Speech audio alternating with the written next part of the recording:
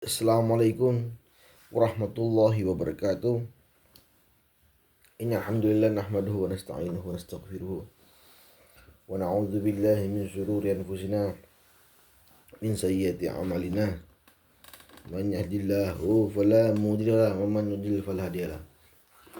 Asyhadu an la ilaha illallah wahdahu la syarika lah wa asyhadu anna Muhammadan abduhu wa rasuluhu la nabiyya ba'dah. Allahumma salli wa sallim ala sayyidina Muhammadin al-fatih lima ughliq wal khatim lima sabaq Nasrul haq bil haq wal hadi ila suratul mustaqim haqqa qadrihi wal miqdaril azim. Alhamdulillah bertemu lagi bersama saya Muhsin dalam official muhsinchannel.com. Kali ini kita akan membahas sesuatu yang penting, yaitu kitab fikih, yaitu Fathul Qorib, karya dari Ibnu Qasim Al-Ghazi. Beliau adalah ulama abad ke-15 bermazhab Syafi'i. Oke, sebelum mulai, yang saya hormati para kiai, para ulama, para habaib, dan jamaah muslim di mana saja berada. Alhamdulillah kita sudah masuk di bab berikutnya.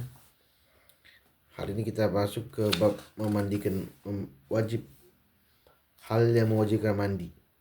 Seperti apa? Oke, secara etimologi mandi adalah mengalirkan air pada suatu secara mutlak. Itu secara bahasa. Mandi adalah mengalirkan air kepada seluruh badan.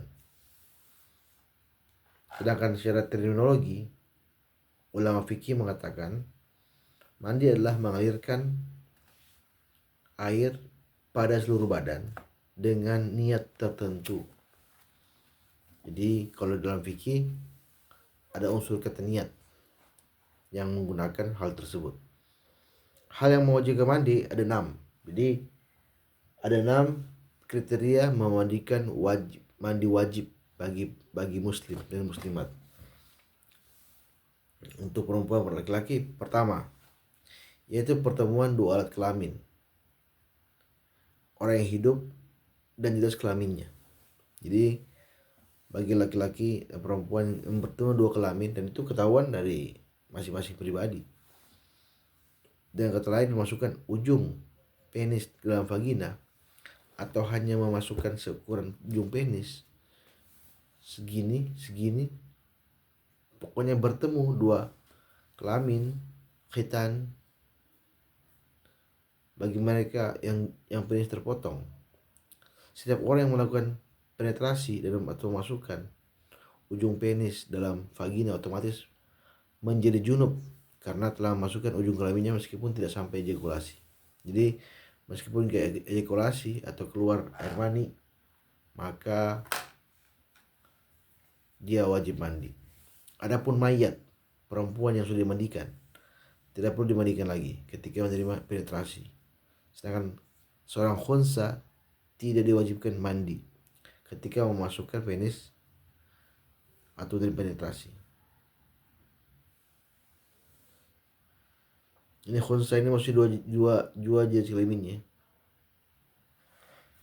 Yang kedua, ejakulasi atau keluarnya mani dari seseorang walaupun tanpa melakukan penetrasi, entah di mimpi atau sejenisnya, walau mani yang keluar hanya setetes, walau mani yang berwarna merah seperti darah, walau maninya keluar sebab melakukan persetubuhan atau yang lainnya, atau dia mungkin mimpi atau apa, atau keluar dengan sengaja, maka dia wajib mandi. Baik maninya keluar dalam keadaan terjaga maupun tidur, disertai syahwat maupun tidak. Jadi meskipun gak ada syahwat, keluar sendiri, maka dia wajib mandi. Itu yang kedua. Dari jalur yang normal maupun gak normal. Contohnya tulang punggung seorang retak, kemudian maninya keluar dari sana. Itu bisa. Tiba-tiba kaget, tiba-tiba keluar maninya, maka dia wajib mandi. Mati. Nah, bagi orang mati syahid, mati syahid gak wajib mandi junub. Ingat ya. Yang ketiga, mati tapi untuk mati syahid atau mati di jalan perang, mati lagi berjuang atau cari kerja, itu kategori mati syahid. Sedangkan tinggal hal yang diwajibkan mandi lainnya adalah dialami oleh kaum wanita, yaitu haid, darah yang keluar dari wanita tersebut berusia 9 tahun Hijriah, 9 tahun, nifas, darah yang keluar setelah melahirkan.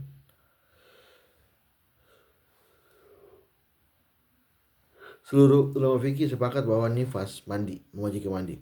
Melahirkan yang tidak disertai dengan cairan, akan melahirkan dengan yang tidak disertai dengan cairan tetap menjadikan mandi menurut ashah.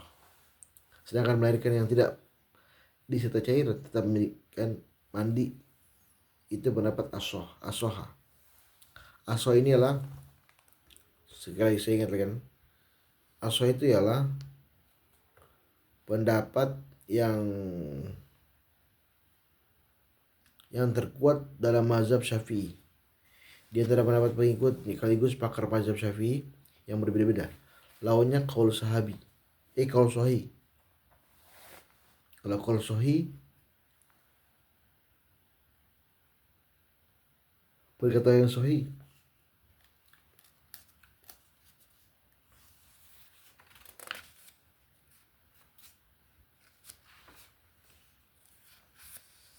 seperti itu. Jadi kalau ada qaul ashah, maka itu berarti pendapat terkuat dalam mazhab Syafi'i. Jadi sedangkan melahirkan yang disertai dengan cairan, sedangkan melahirkan yang tidak disertai dengan cairan tetap mewajibkan mandi menurut pendapat ashah. Seperti itu. Jadi itu baru 3. Ketiga.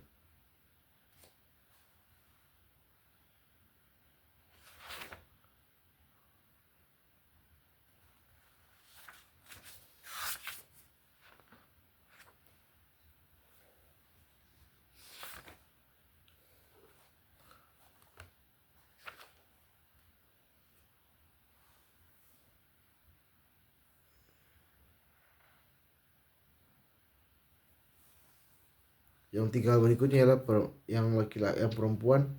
Jadi yang pertama itu 3 untuk laki-laki, 3 untuk perempuan. Yang pertama itu 2 kelamin bertemu, baik laki-laki perempuan, itu wajib mandi. Yang kedua ejakulasi, laki-laki perempuan. Ketiga mati bagi tidak haid. Yang keempat haid, nifas, melahirkan. Jadi 6. Jadi 6 hal yang mewajibkan dia mandi: haid, nifas, dan melahirkan disertai cairan ataupun tidak. Seperti itu.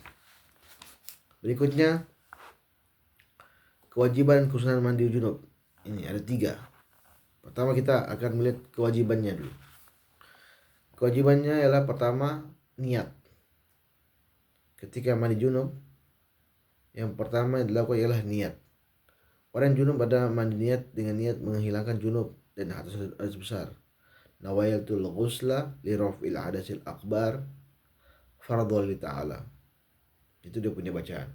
Sedangkan wanita haid atau nifas mandi dengan niat menghilangkan hadas haid. Seperti itu.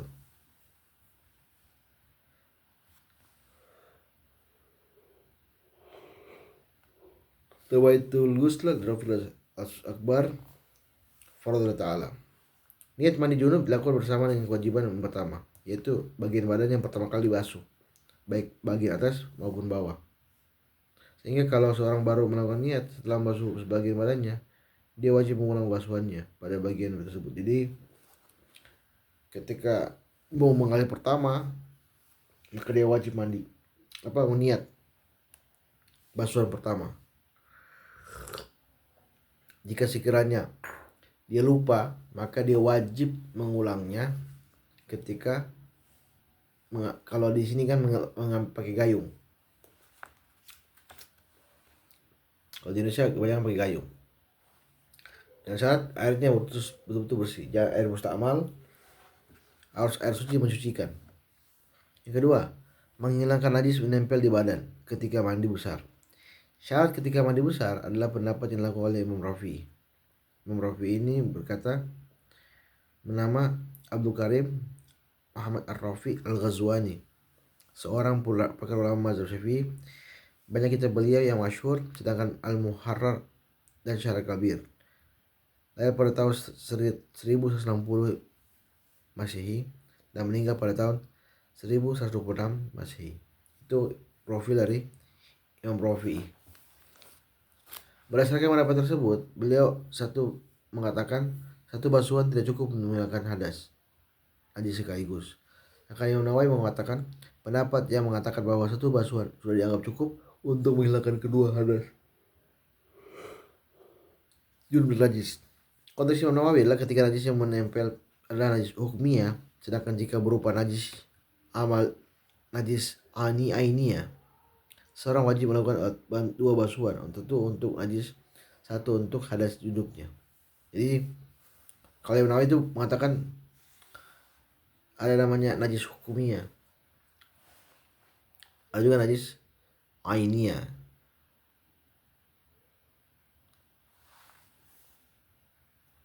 Najis hukumiyah itu najis yang tidak ada rasa, warna, baunya, itu hukumiyah, itu najisnya, seperti kencing dan sulama. Sedangkan najis ainiyah kebalikan dari hukumiyah, najis yang kelihatan, seperti itu. Jadi secara hukum mandi. Yang ketiga, kewajiban mandi adalah mengalirkan air ke seluruh rambut, kulit. Dalam sebagian redaksi diungkapkan kata usul sampai pangkal-pangkal. Sebagian diganti dengan jami' seluruhnya. Tidak ada perbedaan antara rambut kepala dan bulu ataupun rambut tipis dan rambut lebat. Semuanya wajib dibasuh. Sedangkan untuk rambut yang diikat, jika air hanya bisa membasuh pangkal rambut ketika ikatannya diurai, ikatan rambut tersebut wajib diurai. Yang dimaksud dengan kulit adalah kulit bagian luar. Seorang yang wajib mandi junub juga wajib membasuh bagian-bagian yang tampak dari lubang kedua telinga, dari hidung terpotong, dan dari celah-celah luka-luka yang ada bagian tubuh yang terpotong. Air yang juga wajib diairkan sebagian ada di bawah kulup orang yang belum disunat, di bawah kulup orang yang belum disunat, dan di bagian vagina perempuan. Kulup itu bagian yang besar, itu bagian apa namanya, daging-daging seperti itu, daging. Sedangkan bagian vagina perempuan yang tampak saat dia duduk atau buang hajat. Masyrubah atau lubang anus termasuk bagian yang wajib dibasuh saat mandi junub, karena bagian tampak saat seorang buang hajat. Jadi yang hal yang nampak dalam tubuh kita wajib dibasuh. Itu pandangan beliau. Jadi 3 hal aja: niat menghilangkan najis sekaligus mengalirkan air ke seluruh tubuh. Gitu aja yang kita bahas hari ini. Kita apa namanya, 2 topik, yaitu hal yang wajib mandi dan bagaimana kewajiban mandi, seperti itu. Demikian. Jika Anda suka video, silahkan like, subscribe, sebarkan dakwah secara damai, sebarkan dakwah secara baik dan benar, sehingga kita bisa mendapatkan konten-konten positif. Karena konten-konten positif itu tugasnya adalah mengimbangi konten-konten negatif yang berseliweran di YouTube. Demikian. Lebih dari kurang saya mohon maaf. Assalamualaikum warahmatullahi wabarakatuh.